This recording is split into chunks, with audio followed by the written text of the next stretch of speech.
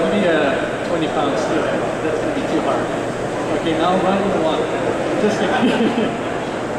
So to land a fish, you know, a lot of people ask, okay, now how do you reel in a fish? First of all, stop asking how do you reel in a fish because we have no reel. How do you bring in a fish?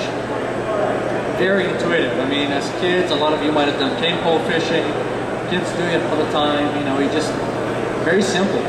Bring the rod back and bring the fish in. If I had a short line, just angle it back. That's a pretty large fish. Come closer. You know, just grab the line up here and then hand line it. That's with the long line actually. And you get to this spot, you nab the fish, or grab the fish. You're not going to grab it. There's a lot of action shots you see of Western fly fishing that look exactly like this. Person doing this, right? So you know, even with Western fly fishing, you have a reel, but you only reel in the fish so much, and then you see the weird positions like that. To be honest, that's just very poor form for landing a fish, and it's something that has come about because people feel like they don't have to do anything else to land a fish. So you reel in so much, you do this pose, but what happens? Actually, beat a fish again, but maybe hold the here. What happens if you do that?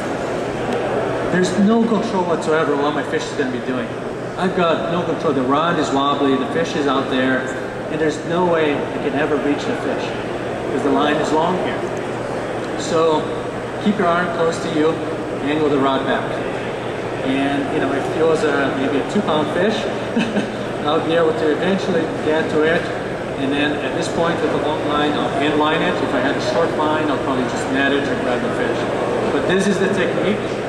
Do it calmly, steadily. If the fish wants to take off, just let it go a little bit.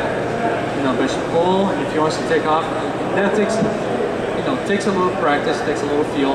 But that's part of the technique versus gear. That's a part of the learning experience of fly fishing. And it's actually a good problem to have when you have to learn how to land the fish.